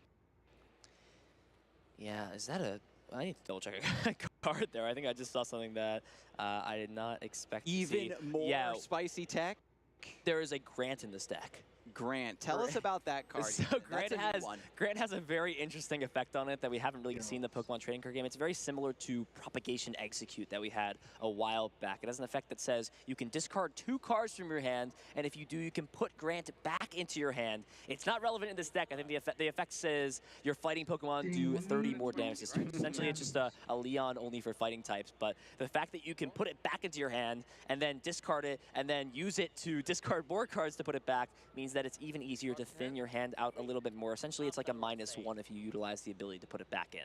A deck that completely breaks the rules of deck building. Yes, I want to go -1. Thank you very much. What is card advantage? If you go further enough into the negative, it just loops back around and you're winning. That's the way this deck works. That's a huge grab, though. Uses the Sydney and grabs the Choice Spelled out. That is a big card in this matchup to deal a little bit more damage. Crushing Hammer as well. Leaves that with just a water energy, and there was not much going on in this hand, just an air balloon, really. And now Mewtwo already taking an aggressive stance. We thought it would just be, you know, super regeneration after one another, trying to just keep alive, keep things under control. Once you've sort of worked your opponent and put them on the ropes is when you go aggressive, but the Mewtwo already shifting into a very aggressive stance indeed. And there is the Ultra Ball. We'll just get rid of the Grant again, and you see the usage of this card now. Okay, I'll discard it. I'll bring it back. I'll discard it again. You can just thin the hand out so much, and there is the Mewtwo. Found its home in this deck. Essentially, it's like playing 59 cards in your deck. It goes to the bottom and draws you a card. And here we go, Silent flips. Yeah, we're going to be seeing tons of these flips as long as Stefan is not flipping tail after tail. And these are going to be big Silent. Looks like that was 2 heads. Yeah, 2 heads. So this is interesting to see. Stefan feels confident that the loop can just be set up, or if there's a potential for this Ice Rider to come in. Path to Peak is in play, so right now the Ice Rider can't really be just loaded up with a bunch of energies to threaten like 2 Max Lance in a row. However, it is something that you have to consider every time of, okay, what if my opponent draws the specific card out of this? You can't make a play based off of what's in play now because one top deck can make or break the game. It can change everything. You've always got to be aware of that, but Silene will put back the Pokemon Center Lady and the Pal Pad. Super Generation. If we were at the table, we would be hearing this name over and over and over again. And when we finally get into hopefully a positive attacking position, You know, Stefan is just calculating, how many crushing hammers do I need to keep hitting heads on to just make it so there is no energy, no possible way of attacking, and then Puilam will eventually deck out. But the loop is finally happening. We've seen a lot of games conclude before it gets to this proper state, the true win condition of the deck, the secret boss of the deck right now, where you might even run out of cards entirely. But you know, the Ice Rider VMAX that we've sort of been hyping up this whole time, Ethan, hasn't hit the active yet, hasn't had an opportunity to strut its stuff, but Puilam still trying to find a counter stadium. Another head's on the Silene, and another head's going to keep this loop going. Yeah, at max, we've seen these decks maybe run a few copies of Training Court, but Puilam is only running one, and the fact that it hasn't been found yet, it hasn't been put into play, and even if it is, you get one turn, but for Puilam to just flood the board with energy and bring an energy back, that may be all that's needed to really cement a solid spot in this game. Yeah, finds the Crushing Hammer. The loop is starting to begin. Again, customizing your deck with just a handful of the cards that you know that if you repeat them enough times, your opponent is just going to be completely defanged. So Hisuian Heavy Ball, the top deck. What are the two prize cards? Looks like Greninja was also in the prize cards there. So that means Greninja will get grabbed out. It can't be utilized, though, because unfortunately Path to the Peak is also shutting it down, but and also not deciding to bench it. It pretty much works the same way out. It's going to heal all the damage up anyways. You might as well save the bench slot for something else at worst. Tails. Yeah, more Crushing Hammers. We're going to be seeing a lot of coin flips with this deck. That is the whole idea. Flip coins, flip heads, and win. Super Regeneration walling out the Palkia. Not enough of a threat here. Finds a Sobble, just trying to keep up the threat level, trying to find something. We have to get the stadium at the very least. Try to get a surprise set up with the Star Portal. Get some water energy down. Try to get Max Lance and get that chain up and running. Yeah, there's a lot of things that can go right and a lot of things that can go wrong for Puilam. Stefan's going to do the same thing in this matchup 9 out of 10 times most of the time. It varies based off of what Puilam is going to do, but the fact of getting Mewtwo set up in this matchup and getting it to the point where it can continuously use Super Regeneration over and over and over again, that's going to be Stefan's game plan in this matchup. However, Puilam has more options on how to navigate it. Mixing up attacks, using subspace well compared to Max Lance, preserving the resources, preserving that. Those are all things that Stefan has no control over. You can slow it down with Path to the Peak, but those are actual choices that come to gameplay, not really restrictions, if that makes sense. So we got a Drizzile now, about to go looking through the deck, maybe can find that stadium. I like that Puilam hasn't really been trying to attach from the hand, trying to keep those available. It's just extra ways to counter Crushing Hammers, is really going to try to set up the Star Portal instead. Finds the Evolution Incense for Shady Dealings Inteleon. That is a big-time top deck right there. That was the top of the deck. That is what Puilam needed to keep himself in this game. Now we've got the boosters coming. Oh, wow. The Leon. Is there a way to... Oh, there's the attachment. That's it. This can retreat. Leon plus Choice Belt. Stefan did not get the Tool Jammer down onto it, and that's just a knockout onto the Mewtwo V-Union, splurging all over the table. Beautiful. It has been knocked out. The explosion indeed. Calyrex biding its time on the bench. Once the pieces were finally collected from that clutch Drizzile top deck, it just cascaded into victory. Mewtwo was not able to withstand that Max Lance. I've seen some players say that the Ice Rider version of Palkia, you know, it's not needed. Just get carried by the power of Palkia. But with a metagame that's this diverse, with this level of...